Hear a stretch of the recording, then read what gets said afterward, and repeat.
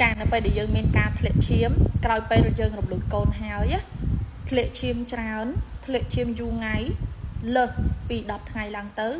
អានឹងគឺមានន័យថាការរំលូតកូនរបស់យើងគឺមានផលប៉ះពាល់ឬក៏មានការប៉ះទង្គិចអីជាធម្មតានៅពេលដែលយើងរំលូតកូនមានការធ្លាក់ឈាមចន្លោះពេល3 4 5ថ្ងៃយ៉ាងយូរផុតហើយមួយសប្តាហ៍គឺអស់ហើយ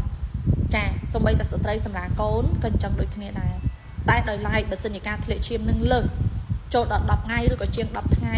យើងគួរតែឆែកសុខភាពទៅពិនិត្យសុខភាពស្បូនជួនកាលអាកំណកឈាមនឹងវាធ្លាក់អស់វាករោគវាបង្កើតទៅជាក្លិនស្អុយបង្កើតទៅជាអាលាកស្បូនខាងក្នុងចាវាមានក្លិនវាមានលមាស់វាក្តៅកាហាយវាឈឺវាទៅជាអាលាកស្បូនបានចាដូចក្នុងករណីគាត់ធ្វើការរំលូតកូនអស់ហើយតែពេលមក7ថ្ងៃនៅតិចនៅតែមានការធ្លាក់ឈាមមកបើសិនជាវាត្រឹមពេល7ថ្ងៃនេះវាអស់អីទេធ្លាក់តិចរហូតដល់7ថ្ងៃអស់អីទេតែបើសិនជាក្នុងករណីរហូតដល់ជាង10ថ្ងៃនៅតែបន្តធ្លាក់បែបហ្នឹងទៀតអូនគួរទៅពេទ្យឆែកសុខភាព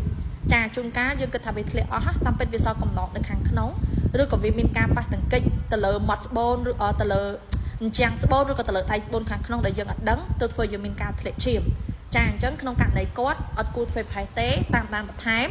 ហើយបើសិនជាអាចមានការធ្លាក់ឈាមបន្តទៀតគួរទៅពេទ្យពិនិត្យសុខភាពជាពិសេសពិនិត្យសុខភាពស្បូនមកខាងលោកវាមានផលប៉ះពាល់ចាអរគុណ